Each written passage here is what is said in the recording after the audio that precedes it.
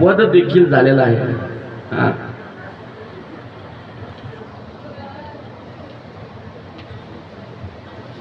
आता थोडं भजन, कारण भजन झाल्यानंतर मग आपलं मन शुद्ध होईल. मन शुद्ध झाल्यानंतर आपल्याला बघायचं देवाचं चरित्र पुढे आपल्याला.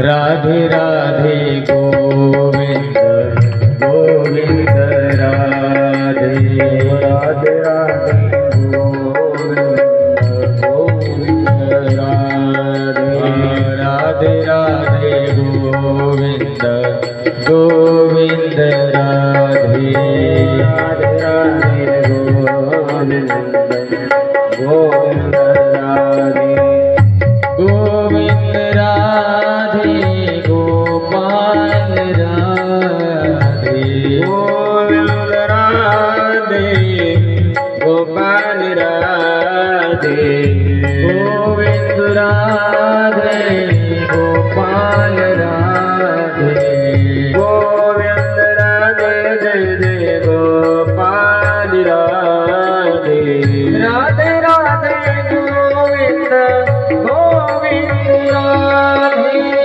राधे राधे गोविंद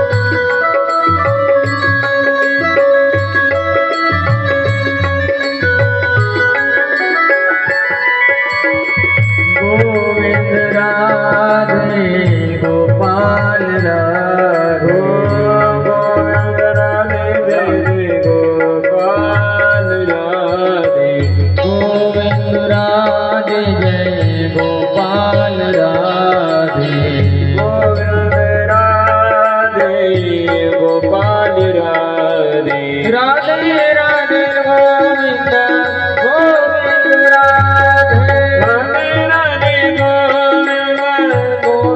राधे राधे राधे गोविंद गोविंद राधे राधे गोविंद गोविंद राधे राधे राधे गोविंद गोविंद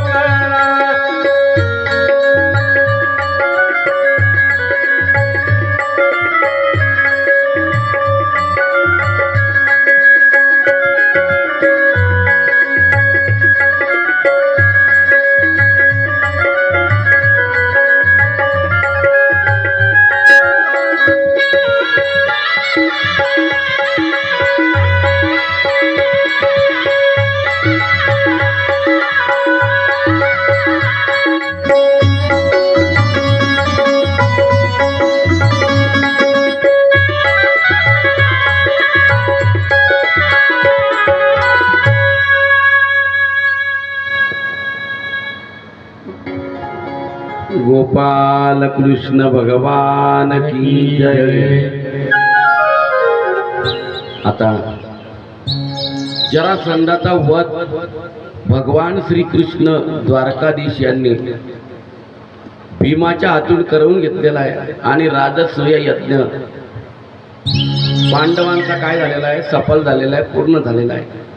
पण आता जरासंधाचा वध झाल्यानंतर बघा, त्या जरासंधाचा पुत्र होता सहदेव. शुकाचार्य महाराज म्हणतात राजा परीक्षिती, त्या जरासंधाच्या पुत्राला सहदेवाला समजलं की जरी माझ्या वडिलांचा वध या भीमाने केला असेल, परंतु श्रीकृष्ण साक्षात परब्रह्म मूर्ती आहे, देवाचा अवतार आहे. म्हणून बापाचा वध जरी झालेला असला ना तरी देखील बघा त्याने भर सभेमध्ये असं जाहीर केलं की आग्रह पूजेचा मान त्या सहदेवाने भगवान द्वारकाधीश कृष्णाला दिला. आणि तिथं एक होता देवाच्या आत्याचा पर्या होता, देवाच्या आत्याचा मुलगा. तो काय म्हणतो, हा, तो त्याच देवाजवळ गेला आणि हे तुझी बुद्धी अल्प आहे, तू लहान वयात आहे अजून, तुला समजत नाही का रे? तुझ्या वडिलांचा वध त्या कृष्णाने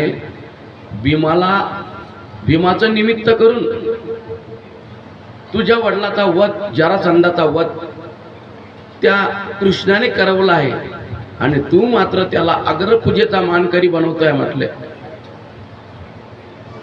परंतु असं सांगून देखील त्या जरासंधाच्या पुत्राने सहदेवाने ऐकलं नाही. त्या शिशुपालाचं, भगवंताचा आते भाऊ होता तो शिशुपाल, बघा सगळ्या मामाच्या पोराला मान भेटतोय, तो बी सहन होत नाही. अशी खराब आवल्या ते आपल्या आपल्या नातेवाईकाला जरी मान भेटतोय तर तो तर ते तर कालरतात का?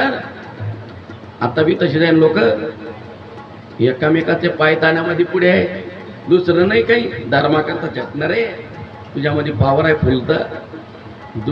खेकड्यासारखा काय करतो, खेकडे कसे असतात, त्या पाण्यामधून त्यांना पकडलं की ते त्या डब्यामधून निघ्या करता प्रयत्न करतात. ते वरती चढत असतो ना, जो वरती चढत राहतो ते दुसरे त्याचा पाय खाली टाकतात, खाली पाडून टाकतात. तसे खेकड्याच्या जाती आहे आपल्याला, एकामेकाचे पाय ताणतात. तो अरे तू उंच पदावर जातो तर जाऊ दे ना, तुझ्या काय बापाचं कमी होत आहे त्याच्यामध्ये. दुसऱ्याच्या सुखामध्ये आपण सुख मानावं, हा, दुसऱ्याच्या दुःखामध्ये आपण सहभागी व्हावं. परंतु आता ते काय लोकांना समजणार आहे. तर या शिशुपालाने सगळा मामे भाऊ असणारा कृष्ण याला अग्रपूजेचा मान मिळतोय म्हणून त्याने बघा काय केलं. भर सभेमध्ये नारद महर्षी सांगताय धर्मराज युधिष्ठिराला, बघ म्हटले भर सभेमध्ये त्या शिशुपालाने देवाला शिवे देण्याकरता काय केली, सुरुवात केलेली आहे. आणि बघा ज्या वेळेला हा शिशुपाल जन्माला आला ना, याला बघा 3 डोळे होते आणि 4 हात होते. तुमचे मुलं जन्माला येतात, तुमचे आमचे किती हात राहता? 4 हात राहता का? 2च राहतात. आणि डोळे किती असतात? 2च असतात. पण याला किती होते? 3 डोळे. भगवान शंकराला कसं त्रिलोचन आहे ना, तसं 3 डोळे याला. एक डोळा इथं होता आणि त्याचे हात मात्र 4 होते. मग त्याची माता आहे ना देवाची आत्या, ती त्याला पुरून देत होती जिवंताचा जिवंत जमिनीमध्ये. त्यावेळेला आकाशवाणी झाली, ऐका म्हटले, अहो याला कारण बाळ जन्माला आल्यानंतर आपले नातेवाईक असतात ते पाहण्याकरता येतात का नाही. मग म्हटले याला पाहण्याकरता जे येतील आणि जो याला आपल्या मांडीवर घेईल किंवा जोड घेईल आणि याचा एक डोळा थिजून जाईल आणि 2 हात गळून पडतील, ज्यादी जोड घेतल्यानंतर असं होईल, त्याच्या हातून याला काय राहील? मृत्यू राहील, मृत्यू. आणि बघा देवाला समजलं बलरामाला आणि कृष्णाला की आपल्या आत्याला काय झाला? मुलगा झाला. मग श्रीकृष्ण आणि बलराम दोघं भाऊ आत्याच्या मुलाला पाहण्याकरता आले. हा लहान असताना बरं पाहण्याकरता आले ना. बलराम दादाने घेतला त्या आत्याचा मुलगा जोड. श्रीकृष्ण का नाही म्हणता, देवाला काय माहित नाही हो काय होत आहे, कारण तुमच्या आमच्या मनामध्ये काय आहे ते त्याला सर्व माहीत आहे. जगामध्ये काय घडणार ते सर्व इतिहास त्याला माहीत आहे. त्याने काय केलं, त्या बलराम दादा त्याला घेतला आत्याच्या मुलाला. हा जवळ घेताच त्याचा एक डोळा जागीच्या जागी काय झाला? थिजला. हा, आणि 2 हात होते ते गळून पडले. आणि मग आत्याला समजलं की कृष्णाने याला मांडीवर घेतला आणि याचे जो डोळा होता तो जागीच्या जागी नष्ट झाला, थिजला आणि 2 हात गळून पडले. म्हणजे कृष्णाच्या हातून याचा काय आहे? याला मृत्यू आहे कृष्णाच्या हातून. म्हणून आत्या म्हणते, आता आई आहे ती शेवटी आपल्या मुलाच्या प्राणाचं रक्षण करण्याकरता. आता आपल्याच भाऊचा मुलगा आहे, मग बोलायला काय हरकत आहे? कृष्णा, अरे कृष्णा, माझ्या मुलाला तुझ्या आत्या भावाचा वध करजो नको बाबा म्हटले. तो जर अपराध बी करीन तो जातो त्याला मारजो नको. त्यावेळेला भगवान श्रीकृष्णाने सांगितलं आत्या म्हणे आहे मी तुला सांगतो मी याचे 100 अपराध सहन करील पण 100च्या वरती जर याने आपल्या जिभेला लगाम दिला नाही तर मी मात्र माझ्या सुदर्शन चक्राच्या द्वारे याचं काय उडवील मुंडक विडवील. ठीक आहे म्हटले बाबा. मग तिला काय माहित होतं की आपला मुलगा इथला वाह्यात आहे की एवढं बी करून बसेल. आणि तिथंच ज्या वेळेला भगवान श्रीकृष्णाला प्रथम मान मिळालेला आहे अग्रपूजिता मान मिळाला सहदेवाद्वारे तेव्हा मात्र बघा हा देवाला शिव्या देवतोय. त्याने ऐकलं नाही मग याने सुरू केलं. देवाला म्हणतोय कोणी म्हणतो याला की हा देवकीचा आहे. कोणी म्हणतो याला की हा यशोदेचा आहे. कोणी म्हणतो वसुदेवाचा आहे. कोणी म्हणतं नंदाचा आहे. हा हरि थारो नाम 6000 क्या नाम लखवे कंकोतरी. हरि थारो नाम 6000 क्या नाम लखवे कंकोतरी. हरि थारो नाम 6000 नाम 6000 कहा नाम लिखो कंकोतरी. हरि थारो नाम 6000 नाम 6000 कहा नाम लिखो कंकोतरी. रोज रोज बदले मुकाम क्या नाम लखवे कंकोतरी. रोज रोज बदले मुकाम कहा नाम लिखवे कंकोतरी. मथुरा मोहन तू गोकुळ मागो वडियो. मथुरा मोहन तू गोकुळ मागो वडियो. मथुरा मोहन तू गोकुळ मागो वडियो. मथुरा मोहन तू गोकुळ मागो वडियो. द्वारिका मा राजा रण छोड़ क्या नाम लखवे कंकोतरी. हरि थारो नाम 6000 क्या नाम लखवे कंकोतरी. हरि थारो नाम 6000 नाम 6000 कहा नाम लिखवे कंकोतरी. हरि थारो नाम 6000 नाम 6000 कहा नाम लिखे कंकोतरी.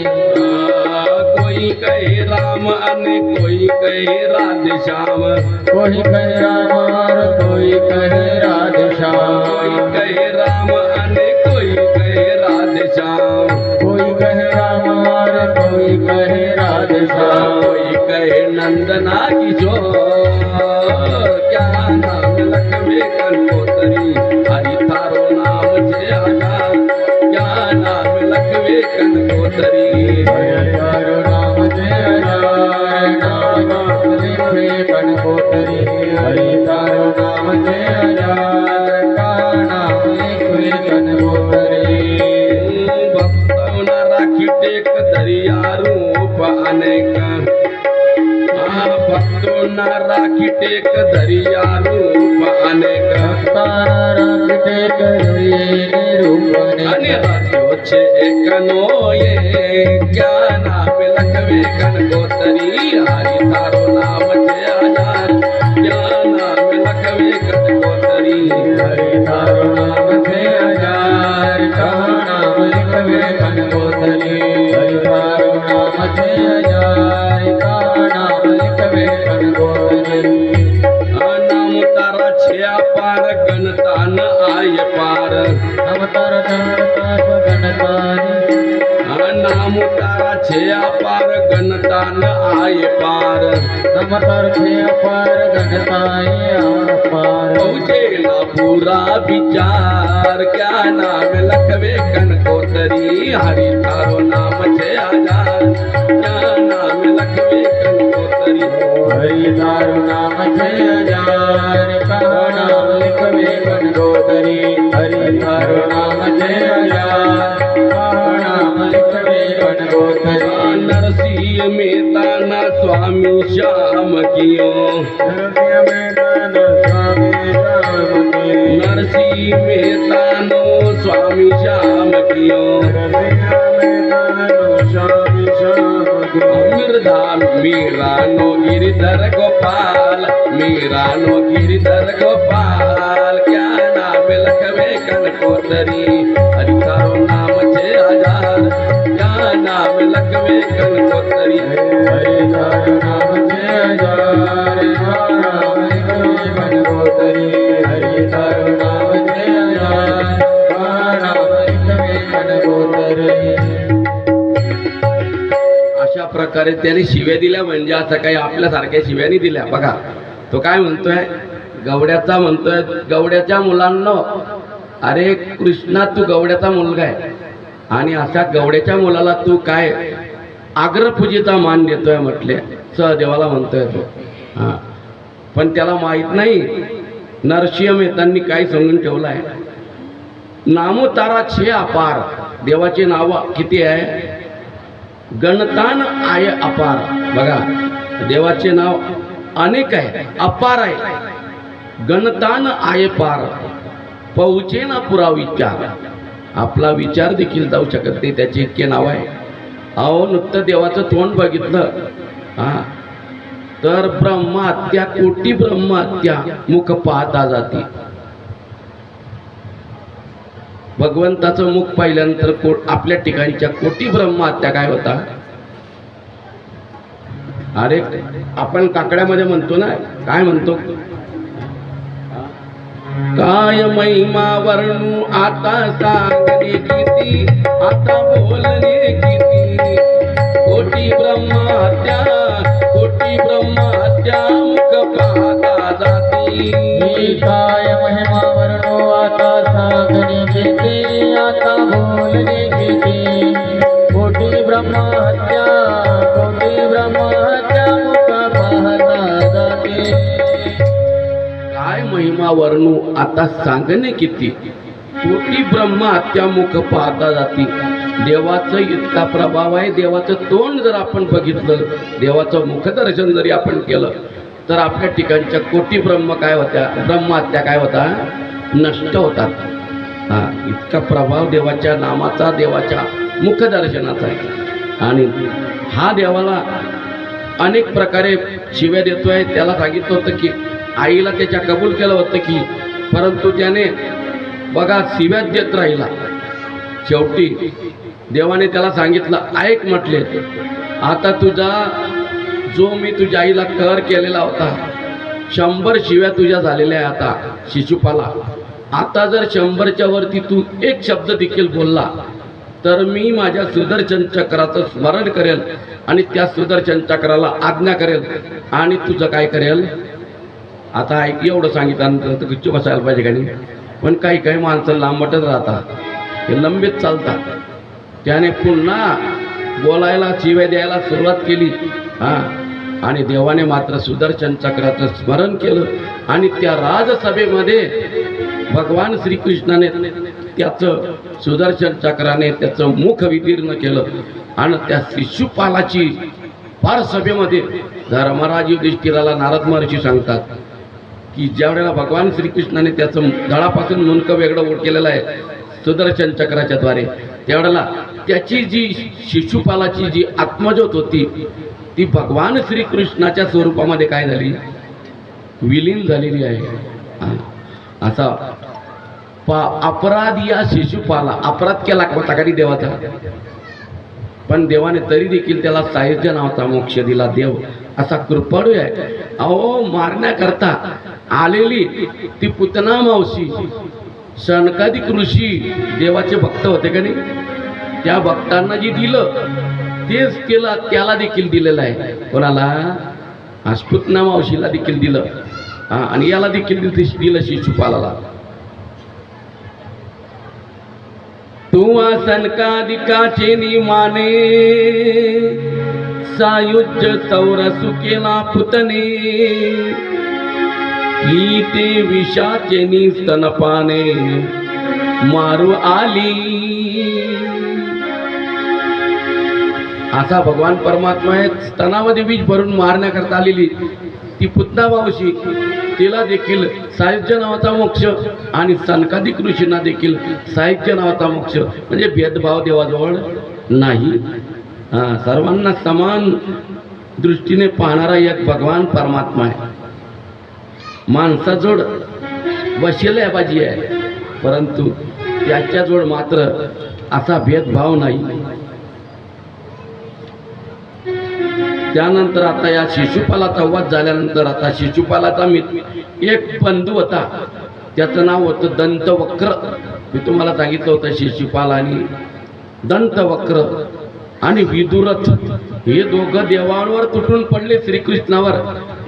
याने शिशुपालाचा वध केला, परंतु देवाने काय केलं, सुदर्शन चक्राने त्यांचे देखील काय केला, त्या दंतवक्राचा शिशुपाल वक्रदंत असे ते मित्र होते बघा, त्याचा देखील वध केलेला आहे. विदुरथाचा देखील, या दोघांचा दंतवक्र आणि विदुरथ यांचा उद्धार केला.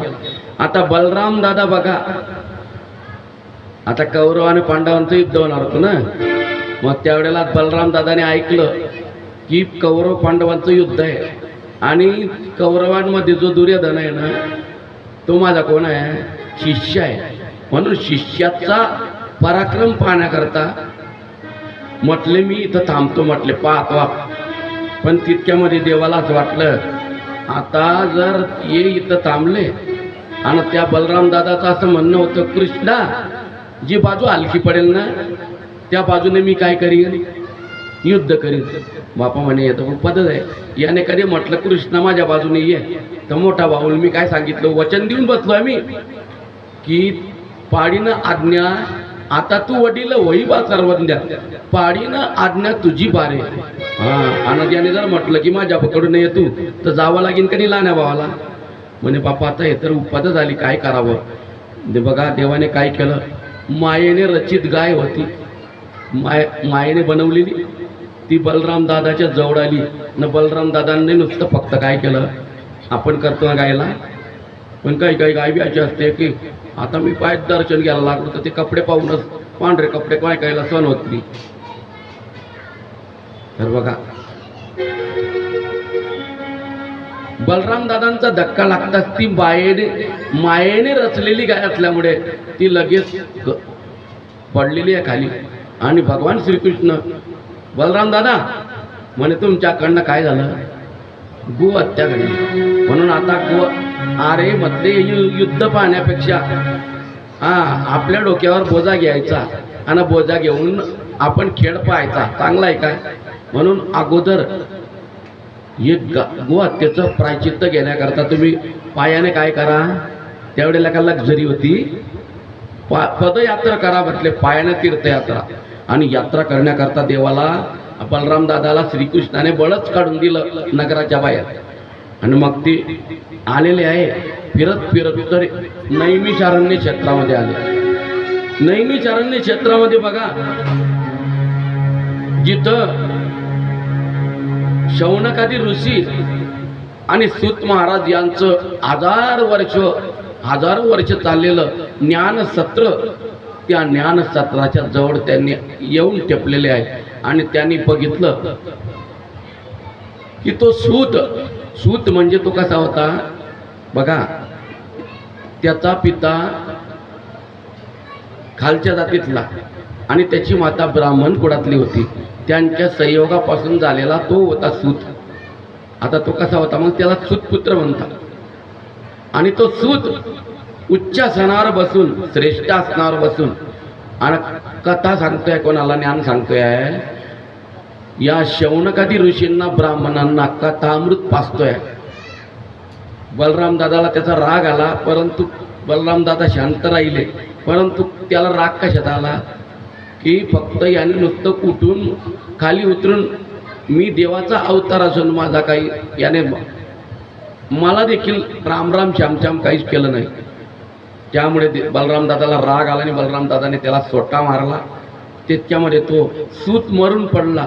मग बघा, म्हणजे उच्च आसनावर बसून तो ज्ञान सांगत होता म्हणून त्याला राग आला बलराम दादाला. आणि तो मरून पडल्यानंतर शुकाचार्य महाराज म्हणता, राजा परीक्षिती ते शौनकादी ऋषी बलराम दादाला म्हणताय, बलराम दादा म्हटले आम्हीच त्याला आज्ञा केली होती, कारण हा वेदव्यासांचा शिष्य, याने सर्व जे काही पुराण आहे ते वेदव्यासांच्याकडून याने ज्ञान संपादन करून घेतलं होतं, म्हणून आम्हीच त्याला आज्ञा केली आणि त्याला उच्च श्रेष्ठ असणारं बसवलं आणि आम्हाला सर्व पुराण सांग बाबा तू. आम्ही विनवणी केली म्हणून आमच्या विनवणीनुसार तो या नैमिचारण्य क्षेत्रामध्ये श्रेष्ठ आसनावर बसून आम्हाला ज्ञान सांगत आहे, ज्ञानामृत पाजत आहे. म्हणून दादा आता तुमच्या हातून अपराध घडलेला आहे, तुम्हाला प्रायश्चित्त घ्यावं लागेल. बलराम दादा म्हणतात म्हटले शौनकादी ऋषींनो याला पुन्हा जिवंत करू का? नाही नाही म्हटले, जिवंत नको करा. मग तुम्हाला काय अर्थ आहे म्हटले, पण एक काम करा. बलराम दादा म्हणता ऐका म्हटले, मी तुम्हाला सांगतो म्हटले, या सुताचा पुत्र जो उग्रश्रवा आहे ना, उग्रश्रवा, त्या उग्रश्रवाला इथं बसवून, म्हणजे पोरगा देखील बापाचा काय राहतो, स्वरूपच असतो ना, म्हणून या सुताचा पुत्र उग्रश्रवा सूत तुम्हाला ज्ञान सांगेल म्हटले. आणि तो तेव्हापासून बसलेला आहे उग्रश्रवा, आणि त्या उग्रश्रवाने बघा तेव्हापासून हजारो वर्ष ज्ञान सत्र चालवलेलं आहे. असं बलराम दादा आता पायाने तीर्थयात्रा करतायत.